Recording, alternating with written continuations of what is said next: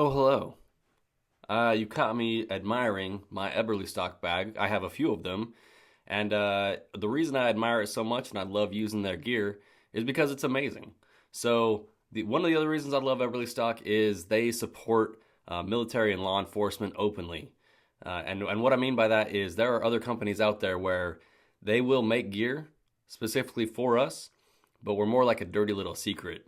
Where Glenn Eberly, the founder and owner of Eberly stock, is a veteran, a former Olympian, and a proud supporter of not only law enforcement but also military folks. And on top of that, they make the best gear and apparel, the bags and apparel that I've ever used. So head on over to Eberly Stock, put in the ones ready code for your 10% discount, and make sure that you're supporting the folks that openly and honestly support us. Appreciate it. It is nice. And here we are. And here we are. Sorry, Aaron and Trent show. What are we going to talk about? I just want to make sure this isn't muted. That'd be weird. Is it on? Yeah. Is this thing working? So hi Trent. Hello. What's going on? Yeah. Nothing. Is there anything going on in the world you want to talk about? No. Anything going on in like Eastern Europe or? I think Twitter's got it covered. I think Twitter does have it covered. Between Twitter and Instagram, we're going to World War III, everybody. But don't worry, we put some sanctions on them, so that'll stop them. Sanctions are good. Sanctions are good. Always work. A diplomatic tool. Well, welcome to the Trent and Aaron Show. We haven't recorded one of these in a while, but my time in Texas was almost up. So we were like, should we record some content? And Yeah. Trent was like, yeah. And then he fixed his hair. He put on a different shirt. And That's true. here we are. Here we are. I don't know if there's anything specific that you want to talk about. We watched some fights recently, so that was pretty cool. We did. The whole thing with, I guess we will talk about the Russia-Ukraine thing. Like everybody's worried about World War III kicking off. And I got a crap load of people in our DMs like, oh, what do you guys think?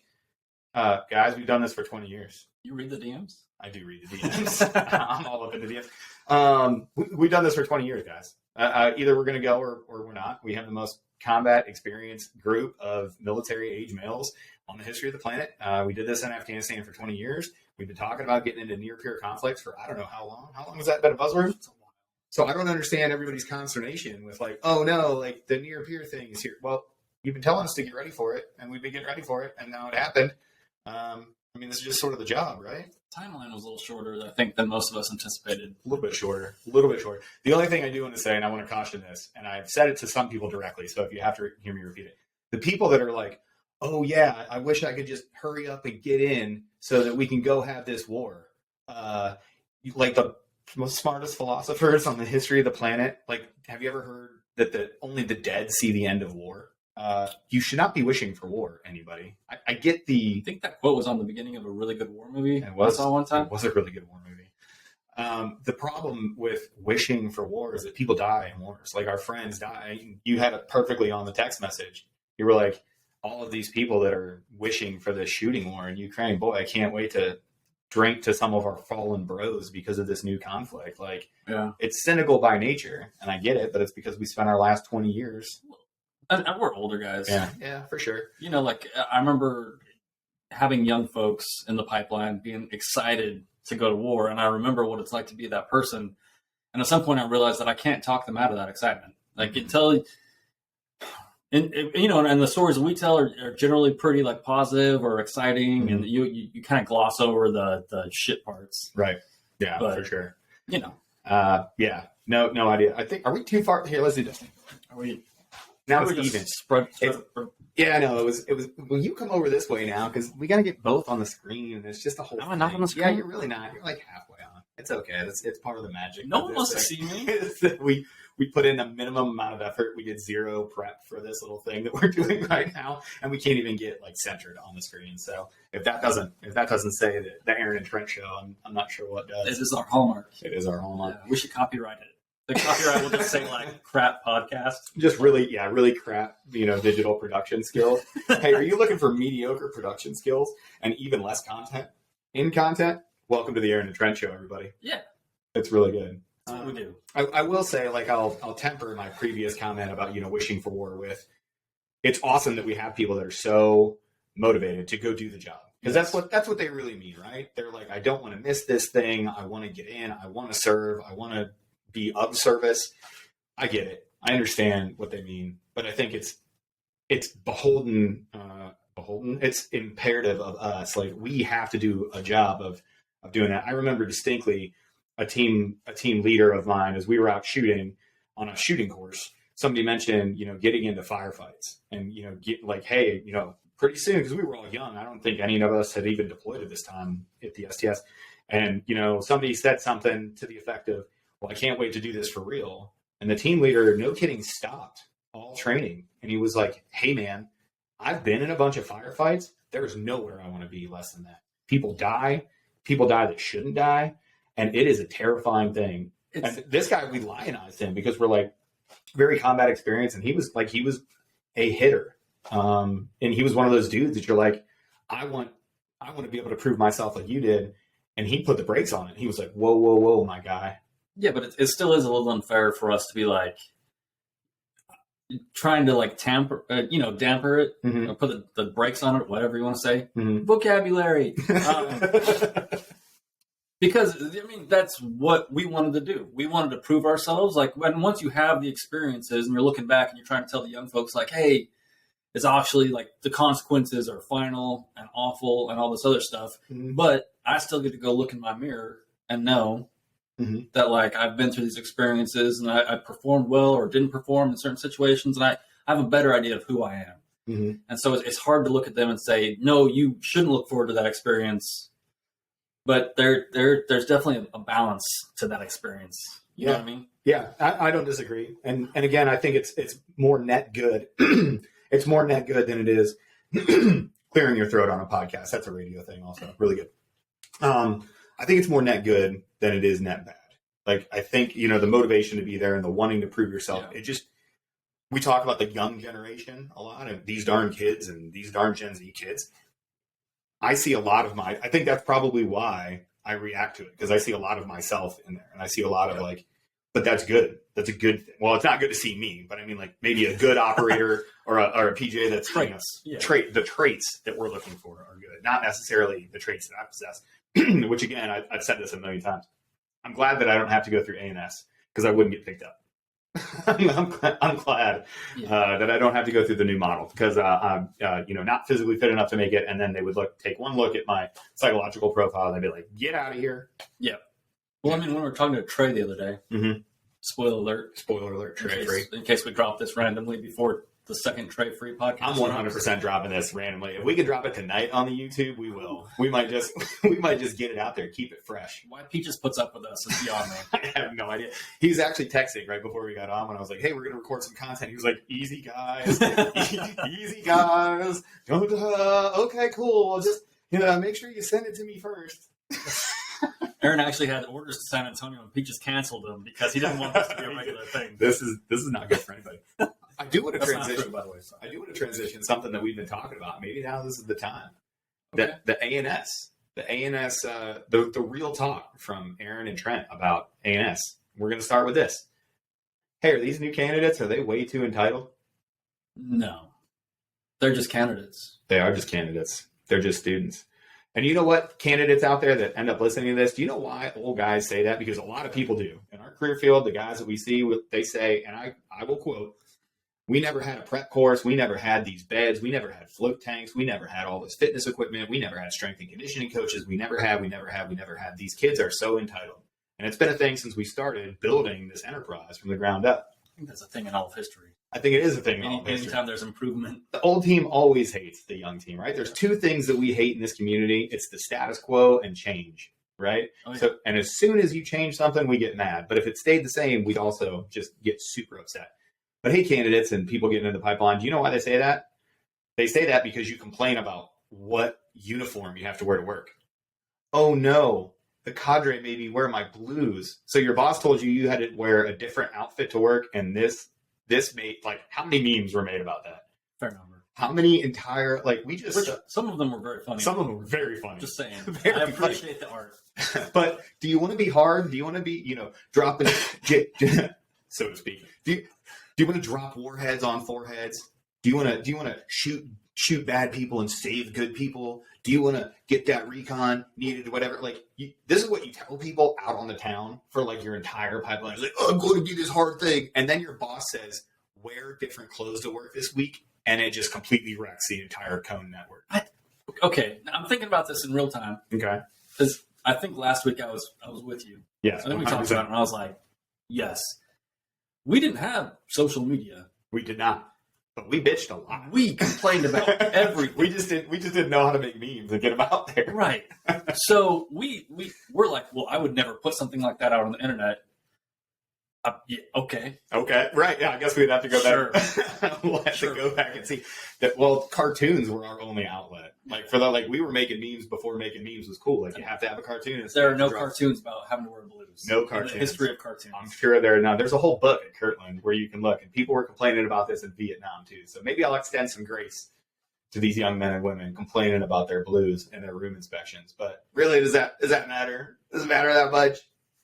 No, but you complain about what's in front of you. That's a good point. And when you're new, I don't know when you become fully indoctrinated or institutionalized, Mm-hmm. where wearing a different uniform or whatever just becomes less of a big deal. Right. But I remember the first few years, like everything's kind of a big deal because you're still in that state of chaos and For sure. you're not comfortable yet. I don't know. I would like to say that the new generation is weak I would love to. and stop complaining. Why can't you be like my generation that never complained about anything? Complained all the time. Which is just a And lie. And did wild stuff all the time. Like the stories from those days, like Oh my goodness. and maybe it is with the optic of time, or maybe we have become, really super institutionalized. I think that's probably fair to say for two dudes with 20 years and the military respectively. But maybe it is one of those things that we just look back at and we're like, oh, that would never fly today. But no kidding, like it would never fly today. Like you'd get kicked out of the pipeline so fast.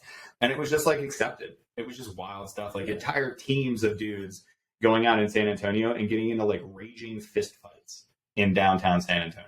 Yeah, but the entire culture has changed, though, not just the military. It's like if the cops caught you, in a fist fight downtown San Antonio 20, 30 years ago, they're like, yeah, it's a fist fight. Right. They're fine. Exactly. What are you guys doing? Yeah. Kirtland was notorious for that. I actually told this story last night, but there was a student in Kirtland that punched a police horse and was not removed from the pipeline. Did he win that fight? No, absolutely Okay. not. Yeah. Public service announcement. If you punch a police animal, they get really mad at you, whether it's a dog or a horse. I don't know what if they had police gooses? Are we doing this again? Like an attack goose? I don't know why we always default to wondering like the capabilities of certain fowl. You know what I mean? Like, and it's always waterfowl. I don't know why we focus on it, but police goose aside, you probably shouldn't punch a police horse in the mouth. If I was a police officer and you punched my horse, I'd be very upset. I'd be so mad at if you punched another police officer, I'd be upset. Right. Yeah. But that police officer can actually defend himself, and like that seems like a YouTube problem at that point. Yeah. If you just punch my horse, you punch Buttercup in the mouth. Yeah. I don't know why the police horse is named Buttercup. That's that is directly from the movie with Dave Chappelle and Jim Brewer. Which one? The one about getting high the entire time. We'll think of it here in a second. I can't remember I can't remember the actual name of it. He killed Buttercup, and then that's why Kenny went to jail. Kenny, how long can you make it? I don't know, maybe 6:30. The comments on this are going to be like, how can you guys not remember the greatest movie about smoking weed of all time? It's got high in the title too, but I'm just totally blanking on the name. I don't want to pick my phone up and Google it or look at the computer because we'll screw that up. We could barely get this system to work when we were. Dave, I am sorry. I know Dave Chappelle watches every Aaron and Trent show. Every single one. He's so disappointed right now. He's a big fan. I will plug too, the Discord channel that we got invited to be on has actually been pretty beneficial. It's pretty cool. So if you guys are seeing this, hit us up in the comments and we'll get you an invite to the Discord channel. But it's basically a small community of a whole bunch of Aspec War dudes and dudettes, and they're posting a whole bunch of good stuff. There's question and answers. Of course, there's a meme channel. So it's just another way to connect. Really cool and organically happening. And there's some good, there are some actually good PJs on there. I was talking to my friend Mike that was also an indoc instructor. So he's floating around there giving tips and tricks, and Peaches and Trent and I kind of dabble here and there where we get asked. And if you want to go check out the Discord, that's pretty cool. I think I never make it beyond dabbling in anything. I'm a professional dabbler. A professional dabbler. Which sounds way worse than I thought it would sound. It does. Yeah. Trent, professional dabbler, does not sound like something that's like I gotta get my name tag updated. A positive thing. Trent, professional dabbler. So he dabbles in the Discord, everybody. All right, so what do we cover? Russia.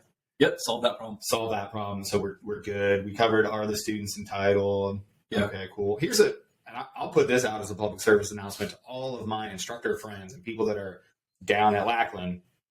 I like how you were like, oh no. I hear about this. Hey man, try to connect with these guys a little more, these guys and gals. Sometimes you do stuff like putting them in blues and you don't explain why, or you don't have time to explain why. Just take a second to explain to them why. It works. We did that at Kirtland when I got there. It was coach, mentor, develop. And that was what we hung our hat on, our respective hats, to say, hey, okay, you've gotten far enough in the pipeline. You should probably be treated differently here at this point. We're going to extend you some grace, hopefully giving you mentorship and giving you some better things. There are some times when you don't have time to explain to the students. You have to just go, hey, go do this because I said so. Yeah. Just for all of our friends that work in the enterprise, it's not all memes and bitching that doesn't matter. Some of it is good input and some of it is valid. Like I see what they're saying. I see what their candidates are saying. And I'm like, totally get it. I don't want to be treated like somebody like day one. I don't want to be treated like that for, 720 days or 730 days or 2 years that I'm in the pipeline. Right. I would like to be able to get past and at least you haven't earned a lot. You're still in the pipeline, right? Like graduating, airborne does not make you better than somebody who has not graduated airborne. What? I know. It's crazy. But it was so hard. It was so hard. Falling out of a plane and having that plane pull your parachute does not mean a whole lot to me. But hey, you've gotten through these schools. There should be some sort of okay, you know what you're doing. You didn't screw up on this TDY. Maybe somebody poops their pants, but maybe not everybody has to wear diapers all the time. And really, is pooping your pants that big of a deal? It's usually... If it is, you got to rehack that clock every once in a while. You're not always going to... I will tell a story without putting his name out there because he's still active. His name is Mike. We were wearing dry suits on a training trip, and one of my friends jokingly said that you could just pee in your dry suit. It's no big deal. Oh, no. Whoa, yeah. One guy did it. It was terrible. We're like, you didn't really do that, did you? And he was like... It's a dry suit. It was hilarious, but he was young and didn't know better. So don't pee in your dry suit. Science. We got a lot of gems. We've talked about police excuses. We've talked about don't pee in your dry suit because it's science. I did have something to say about the instructors. Go, hit it. If you don't have time to explain why, and this is Trent Segler's opinion, it might be a good opportunity to empower your NCOs and your officers that are trainees and tell them why and let them explain it to the team and help them build that cohesive bond and that chain of command and all that other stuff. Maybe give them a common enemy or just open up that opportunity for them to start explaining things to their guys, because then they're going to get the questions and then they're just going to grow as a leader as they have to answer those questions and deal with that middle management problem of this is what the boss said, this is what we're going to do, this is why we have to do it, deal with the flack from your guys, and then figure it all out. And surprise, that happens your entire career. And this is really for everybody. Surprise, not every boss that I've had, I haven't agreed with everything that they've done. I know, crazy me, right? But when I get that, it's so toxic. It is the most toxic leadership trait that you can have, to sit a group of people down and go, well, guys, I don't agree with it. I think it's dumb, but we're going to do it. You cannot do that. If there is anything that undermines chain of command and high-performing teams, that's it. If you walk into a team room and you're like, this rule is stupid, we're just going to have to do it, and here's why.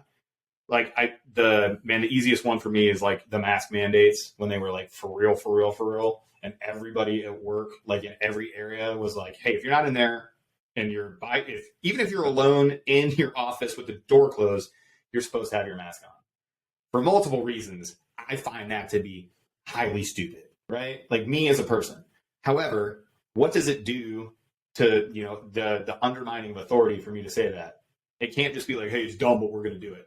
No, if I'm admitting that a policy is dumb or it's inefficient or we shouldn't do it, then it's my job to go to the boss and go, hey, sir, ma'am, you got to explain this one to me because I have to carry this forward. I've got to walk out of this office and I have to go to the people that I supervise and I have to say this and not be lying and be an authentic leader and say, hey, we're going to do this. This is why. These are the standards. These are the expectations. And now we're going to move out. And it has to be phrased like that because you undermine your boss's authority when you walk out of that office and you openly say, well, this is dumb and they're a dumb person, when really your problem is with the thing that you're supposed to be doing. Right. And I'd like to put out there, for me, I've made all the mistakes that we talk about. Oh yeah, yeah. This is 100%. Yeah.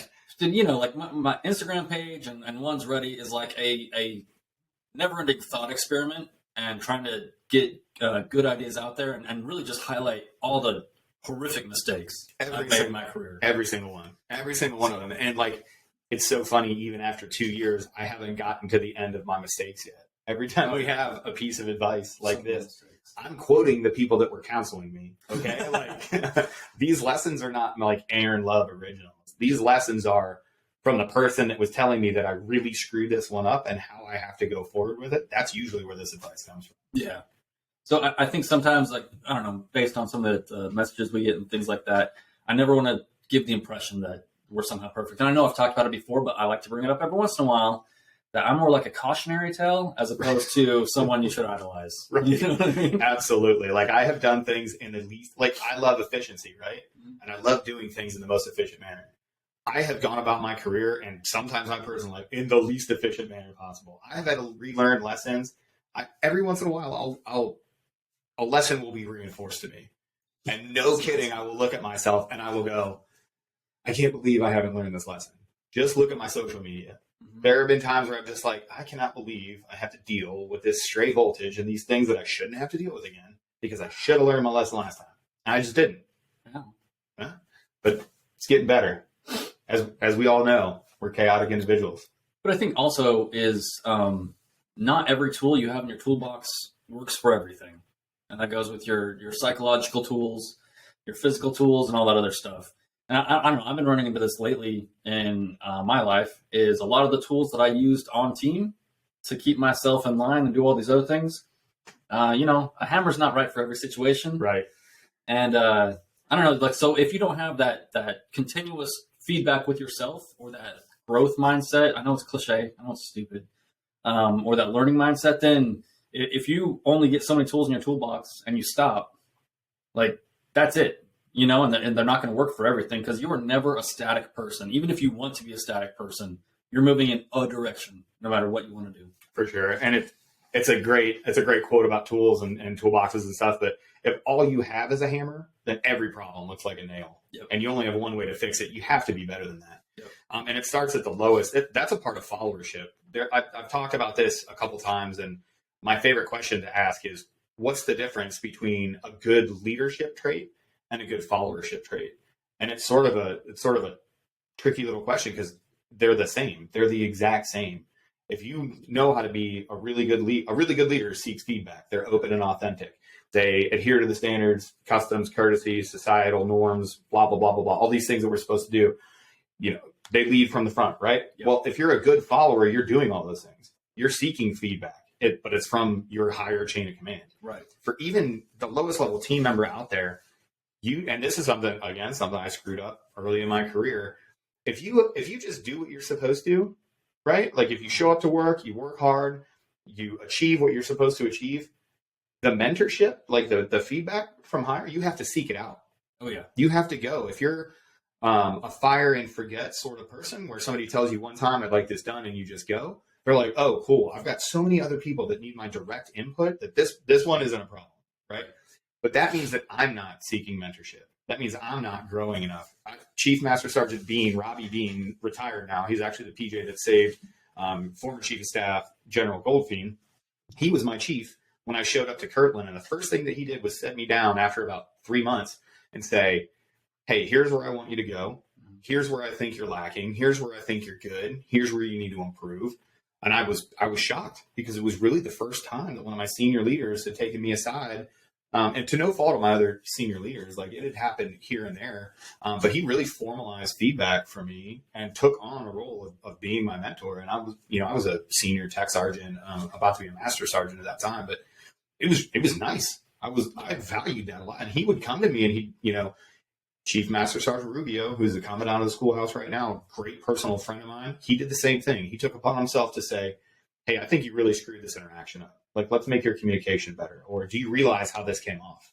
And it was always one of those things that I was like, holy crap, I should have been asking for this earlier. Well, they're investing in you. Mm-hmm. So feedback, sometimes we think about it as a negative thing. Mm-hmm. Like, hey guys, I need some feedback. But really, like, you can use almost any tool for a positive and a negative, and with the right mindset on both sides of that fence, the leader and the follower, all you're doing is you're coming together and setting common goals. Mm-hmm. And it should be a conversation. And it's just like with the instructor thing, right? If you invest a little bit, get that positive feedback loop going, empower your people to solve the problems and let them know what they're doing right and what they're doing wrong.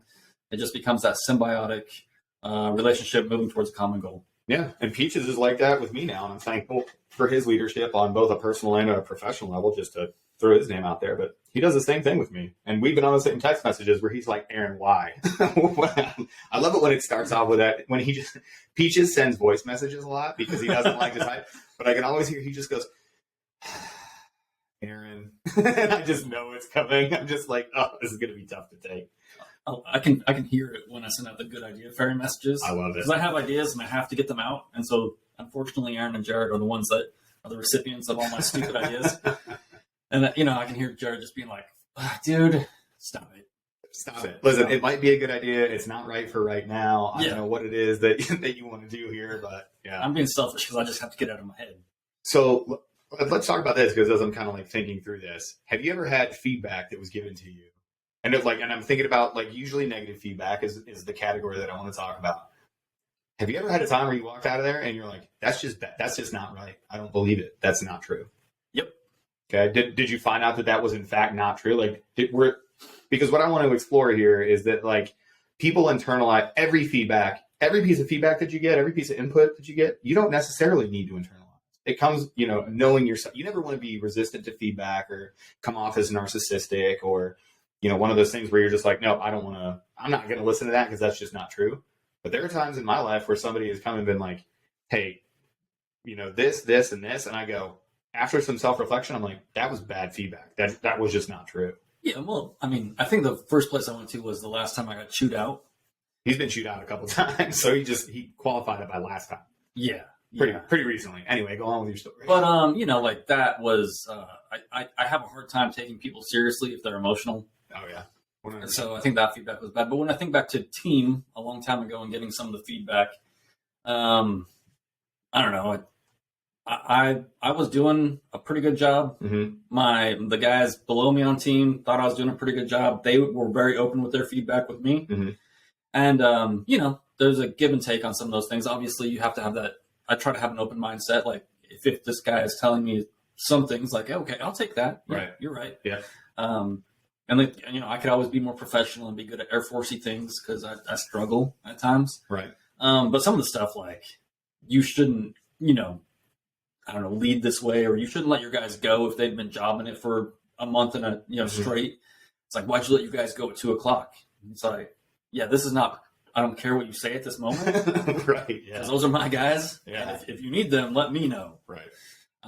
That's another thing, actually, that feedback allows you to do. Sorry, in the Air Force way is you get to protect your people. Like if I go to my people and I'm like, hey, here are my expectations for you to get a certain rating on your EPR or set you up for success or whatever. If you want to make that next rank, and you turn in the paperwork and the boss is like, hey, like, did they really earn this rating? Mm-hmm. You show them like, hey, they did everything I told them to do. And a little bit more. Like, here's the contract. Right. I made a contract with this person. They fulfilled the contract. Mm-hmm. So, sorry. No, you're totally right. And that's an awesome way to look at it, because it's a fine line because I have a serious problem with internalizing all feedback as immediately true, right? And it feeds in. I do. Shocker, I've gotten a lot of bad feedback in my life. But I just inherently, like, if you're saying it to me, I've had to, like, that's been part of my work. Is like, sometimes maybe not every piece of feedback that I get is 100% true, and I need to change my life because of it. You know what I mean? But it's a fine line to walk, because the constant question is, like, is this true? Is it valid? Is it really something that I need to work on? Or maybe, like, shocker, the people giving you that feedback are just humans. Yep. You know what I mean? So it could be one of those things where, I've said things to people that, I've regretted, that I've looked back on and been like, nah, I had a different perspective or a different optic, or I missed some important piece of information, and I gave them feedback and they were right to ignore it. But it's hard to get to that point. Right. Because people just assume, like, if I go and I tell you something, okay, well, 100%, you better take that feedback and internalize it. Like, sometimes, right? But it's a hard thing to explain, because the number one thing that I would hate in the pipeline, especially You give students feedback, and I've had I'd say, hey, this is my perception of you, like in this training event. A really good example was doing one of the assessment selections that we used to do for the cross trainees on the PJ side of the house. We were doing some alternate water con, and no kidding, this guy popped every single time. Every single time. He did not make a single one, and the rest of the team was getting smoked. He didn't quit. He would re-engage. He would pop. He would get a breath of air. He would go back down. He would go over, finish the event, and whatever. And during the board, I asked him specifically, I was like, how do you feel like you trained in that event? I was like, I felt like you quit on that event. He goes, oh, I didn't quit. And I was like, let me explain it to you differently. There are going to be times in your career and in this job where you have to get 10 meters across there, and there might be, incoming fire. There might be a danger area. Somebody's life might depend on it. You showed me today in this calm training event that you would quit halfway through that event. Right. You did not have what it takes to stay there and to push your own personal desires and comfort society and get to the end. That's what you showed me. And he's like, well, no, I disagree with that. Right. But so that's what you don't want to be. And I'm no shade to the candidate that did that, but it's one of those things where he's a PJ now. I actually don't know. I have to think about it. I can't even remember if we ended up giving him a go. He didn't have a great interview. I think he was great physically, if I'm remembering correctly. But I'd have to actually hit some of the guys up that were on that. He was like a monster on land animal. He was, yeah. He was a land animal. It was pretty good. But you never want to be that. You never want to be so resistant. Like, no kidding. You had a panel of parasitics, psychologists, a crow. We're like, hey, these things 100% relate. Like, this is why we do it. We want to see you in that stressful environment, and we're giving you this feedback. And he was just like, nah, I disagree. Nah, bro. Right. But I think you go through your career that if you're just joining and you go through the SWIT course and ANS, it's difficult in some ways for someone like me who doesn't actually take feedback very seriously all the time. Right. Is if a person is not invested in me, mm-hmm. and they don't have time to invest in all the candidates. I know we talked about the instructors, mm-hmm. And then to just take their feedback or the direction at face value and just go execute. Because later on in your career, all the people that I take feedback from very well mm-hmm. are the people that have shown investment. Right. I value their opinion, or they're Chief Beans or Rubios, mm-hmm. People that I really, really respect. Yeah. And they're measured, and I know what they're trying to do. I know what their end state is, and they're not trying to hose me. Well, sometimes that feedback, that investment, it's on a fuse, and sometimes that fuse is years long. We used to say it to the graduating classes at Kirtland, and it was actually a Chief Bean quote. He said, "You're going to be in your career, and you're going to be doing something, and you will hear that instructor's voice in the back of your head, and it'll click. You'll be like, that's why he gave me," and you're just not ready to receive it at that time. But you'll hear your instructor's voice, and they'll coach you through what you're going. Because he was like, it happened to me. It's happened to me tons of times. I mean, just during this, this talk, I talk about a team leader, like those team leaders' words ringing crystal clear in my ears, or a saying, or, I hear myself speaking and I've just straight stolen, what they took. And then I sound like a genius, I'm like, I just straight took something that we talked about, that they told me, and I just gave it to somebody else. Yep. And I came off sounding like genius. They're like, oh man, that's great input. 100% stole it. But two, it took a long time for me to internalize that feedback. So maybe if somebody's giving you that feedback, maybe don't just dismiss it out of hand, and then maybe not internalize it right away. Maybe just tuck it away, and then it'll pop back up. That fuse will go off, so to speak. Happens all the time where that pops back up. It does, yeah. And that was one of the many. Chief Bean had the most amazing speeches of all time. We used to joke about any time he would get up and talk, just buckle up. You don't know what's going to happen. Like, no kidding. I distinctly remember sitting there with Justin Gordon, who we've had on the podcast before, seer specialist extraordinaire. He's from that terrible state up north, but nobody's perfect. Yeah. Justin and I were sitting, and Chief Bean was giving essentially a mentorship talk. He used to have chief time with the classes. And Justin texted me in the middle of it, and he said, and I quote, "I have the biggest freedom boner right now," because I was so motivated. I was like, what are we talking? It had nothing to do, and he used to talk in non sequiturs, so he had a very distinct way of talking, and he would get through about half of his, given thought, and it would put him to another thought. And by the end, it was like a Family Guy episode. You're like, what's the plot of this episode? I have no idea, but motivating as all crap. Hilarious. And that was just a story about Chief Bean because he was awesome. It makes me feel better because not everybody speaks in linear terms necessarily. No. Chief Bean was essentially like, I equate it to how they say men's brains and women's brains are different. Like men have a bunch of boxes, and those boxes are usually separate. And a women's brain is like a ball of electrified yarn where everything touches one another. He used to speak in that manner because this part would make him think about this, would make him think about this. And then he'd get super mad about something and he'd be like, you can never do this. And you started talking about EPRs, right? And he would just lapse into like, and that's why it matters in combat. And people would be like, oh, man. We're all going to die. Oh, man. The other guy, it just came into my mind, but I'd like to get his name out there so that he lives forever because unfortunately he's passed away. But Major Dave Goodale, one of the better Crow guys that unfortunately fell on hard times at the end of his life, and then passed away. But we used to call him Flashbang because he would come in and it would just be bang, bang. Like you would walk out, you'd be like, what just happened? Like your ears would be ringing, you'd be disoriented. You'd be like, what just happened? Something happened. He would just shoot from the hip. Like pew, pew, pew, pew, pew. Flashbang. He would get you. But love it. Yeah, I know. Shout out to Flashbang. We're not all planners. We're not. I'm a dog chasing a car. I don't know what I would do if I actually caught it. No. It's their second movie, Will. Yeah, that's a good one. Yeah. I still can't think of that Dave Chappelle movie. How high? No, that's the Method Man movie. That's Method Man and Red Man. Man. Well, think of it. I can literally quote the entire movie. Dude, at 3 a.m.? 100%. I've seen that movie so many times. My fan is so smart because it gives me all the knowledge that I don't have during the day at 3 o'clock in the morning. If I wake up and look at my fan, it just bestows upon me. What is it about 3 o'clock in the morning? Do you find yourself waking up oddly at like 3 o'clock in the morning? Like all the time. And I talk to more and more military members. So maybe in the comments to this one, if you also wake up at the same time, no alarm, no nothing. Yeah.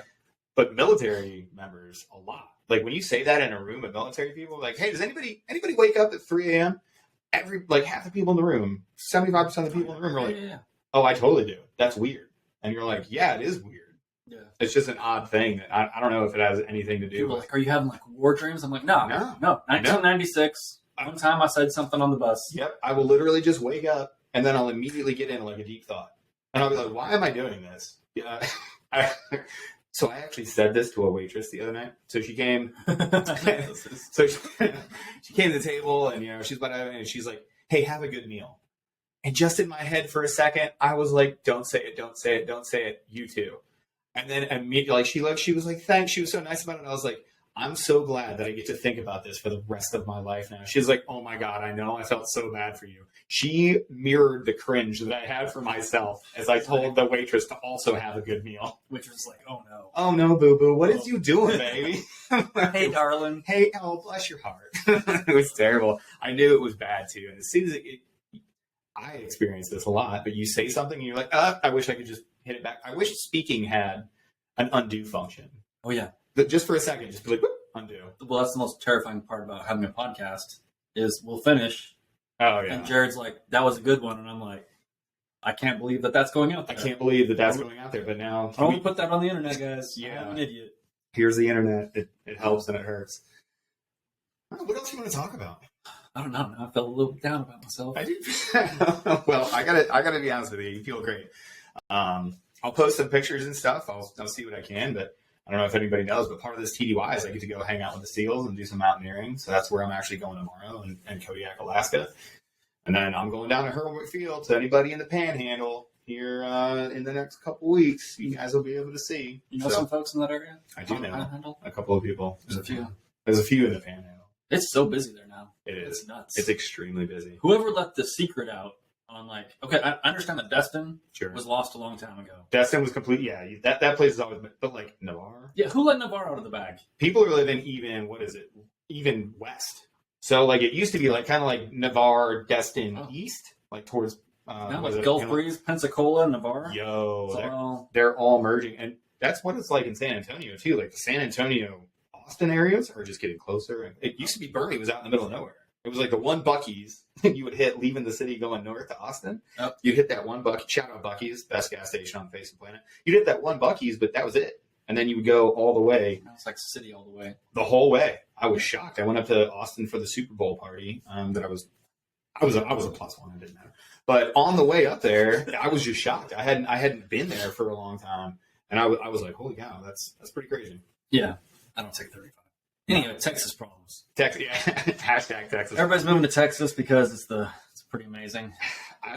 Full disclosure, I hated Texas. I did not like anything about Texas for a good part of my life. And I put it out there on my Instagram, and I think we've talked about it, but I just fell in love again with Texas, like being here. Hashtag born again Texan. It's one of those things, like when people are always like, oh, like Texas is the best. It's like, settle down. It can't be that great. Shut up. Buc-ee's is the best gas station in the world. If you've never been to a Buc-ee's and you hear us talking about a gas station, you're like, how can that possibly? It's a gas station. It's the world's best gas station. And then you get to Texas and you spend time here. Yeah. You're like, okay, I get it. Like, right. All you people that like showed up at basic training talking about Texas, you're still annoying, and you need to shut up. The worst. You guys are just as, you're in the same category, like massholes. So anybody from New England is an asshole. California, people from Cali, especially SoCal, Texans and massholes are kind of in the same group for me. Look, SoCal and NorCal, those are not words. They're not words. Stop it. Those are not words you can't find. I wonder if they are in the dictionary. They'd have to be. Don't care. I don't care. You're from California. One state. It's one state. Like, oh, I'm from like Northern Ohio. People are like, what? Who cares? Yeah, well, first of all, Ohio shouldn't exist. And I say this as a guy that was born and raised in Ohio for the first 21 years of my life. I lived there. So people ask me like, hey, well, are you ever going to go back to Ohio? No. I go back. The last time I saw my parents, who still live in Ohio, it was in Florida. That was for a reason. Nice. Yeah, that was designed. Yeah, because I didn't want to have to deal with Ohio. Yeah. And so until you Californians decide to break up into the 5 states, yeah, I don't want to hear about it. Right. You're doing it to yourself. 100%. I think that's it. We covered a lot of guys. I got orders. I'm going to be going someplace. I'm not going to put that out quite yet, but I'm going someplace. I'm going to keep on the Texas. When is the One's Ready headquarters going to move to Texas? I can't wait. I can't wait. Hopefully it's in the next couple of years. I think I've lived in the Southwest for so long, like Vegas and Kirtland and which is in New Mexico. I think that the natural move is just to get everybody down here. We just have to convince Peaches. You know the empty lot right across from Chapman? I do. If we build a 5-story building right there, we could post pictures of guys training. We'd never even have to go on base. How terrible it is. That you just described the creepiest scenario that you possibly could. So you're telling me these guys build a house big enough so they can have telescopic lenses, correct, to look at people training? Yeah, we got to discuss. We don't even have to leave the building. We can't. Well, now we can't release this because this is it. We don't even have to leave the building. See, these are the good ideas that I shouldn't share, and I say good. You know what I mean? It's a terrible idea. In the loosest possible terms. And I will tell you, if you've ever wondered what it's like to be on the group chat, this is it. This interaction right here. It's oftentimes 24/7. Every once in a while, your brain is like a fire hose. Yeah, but the building right outside Chapman's a good idea. You gotta stop. I just took it too far. It's not. It's wrapped up. That's a bad idea wrapped up in good packaging. No, it's a good idea. This is the feedback thing. I don't take negative feedback very well. There we go. Also, though, we have to build a wall around it with barbed wire. If you've ever been outside Chapman, it's not the nicest place in San Antonio. It's not. We were talking about the base last night, so I was eating dinner with Chief Cox. He's coming back on, by the way, so he's totally good. If you saw Chief Cox's mental armor, we want to dive deeper into that so that you know how to prepare yourself mentally to stand up to the rigors of not only assessment, selection, the pipeline. I think a lot of the students at SWIC right now could probably deal with some mental training to help them get through some of those things. And maybe the memes out there are magnifique. I won't lie. They're great. But anyway, we were talking about every Air Force base that you go to, like what you can buy a Dodge Charger for a 28% interest rate. You can definitely find every liquor store that you possibly want, and maybe an adult entertainment establishment. I don't know why, but that's the trifecta of things that are outside essentially every military base. Because the military attracts the best of America. Only the best of America. Absolutely. And that's freedom. I'm just playing. I love you guys. I did laugh, though, speaking of Texas and freedom. You can't buy alcohol here on Sundays, like on certain times, and the liquor stores are shut down, whatever. People from Vegas always bring that up. They're like, hey, you want to shoot a machine gun? smoke weed legally if you're allowed in the state of Nevada. See a 5-star show and essentially go skydiving on a Tuesday. That's how free Vegas is. Look, Vegas, that's cool. But for everybody that complains about that, everybody in Utah and Idaho and the Bible Belt and everywhere else that complains, like it happens everywhere. There's Right. still dry counties. Oh yeah, there's dry That's counties in Ohio. My godparents live in a dry county in Ohio, and they have their entire life, and they've never changed. It's still a dry county. Like when I went back to the speaking engagement at Ohio State, I was dumbfounded. Like, is this still a dry county? Oh yeah. See, if it was Ohio next to Russia instead of Ukraine, we wouldn't be dealing with this right now. Because nobody would care. They would just bomb it and wipe it off the map. Like, if it was Ohio encroaching on everybody, they'd just be like, finally a reason, and it would be unanimous, bipartisan. All of NATO would agree. They'd just be like, nuke it. Just nuke No, we don't want it. We Just don't- get rid of it. We don't want Anna. You guys can have this. They've been trying to give Ohio away since the Louisiana Purchase. They'd be fighting over who has to take it. It's World War IV right there. Who has to deal with Ohio? That's absolutely fantastic. I think we should end on a good note. We don't do politics. Sorry. We don't do politics. But the emergency acts being revoked in Canada, thanks to the citizens standing up saying, hey, we don't want to do this. You're seeing mask mandates lifted throughout the country, and we're seeing some easing of those things. It's not hope porn, which is what they call it in the conspiracy community, but it's good signals that people are starting to wake up a little bit and starting to take those individual rights and freedoms. Shout out to gun policy for this t-shirt, which I love. It makes me feel good. If you live in Texas, you don't actually have to watch the news because You don't, yeah, you really don't. You really don't have to. Yeah, I do love seeing, like, when Gavin Newsom, when he came out and he's like, hey, we need to start, living with this thing, and literally everybody was like, do you mean like Texas and Florida already? Do you mean what we've been doing for years? I love it here. I know, I love it. Texas is great. Feels like a good place to end. All right. Should chat with y'all later. And since my shirt's here, check out Cardomax Yeah, for your caffeine needs. absolutely. One's ready on all the partners. Go subscribe to the YouTube. Hit the subscription bell. That would be cool. Leave a YouTube comment. Fight in the comments. Make friends in the comments. Whatever. It's fun. Maybe next time we should just talk about all of our affiliates and why we love them so much. That's like it. one long commercial. Just one long read that we always screw up, and Jerry tells us that we can't even read things right, which he's right. But I feel like we should talk about why we, associate ourselves with them Yeah. and how much we believe in the products. I'm not going to drag this out any longer. I apologize. All my ideas are stupid. And on that one, we're going to end. We talk about nothing, but here we are. See you later. Bye.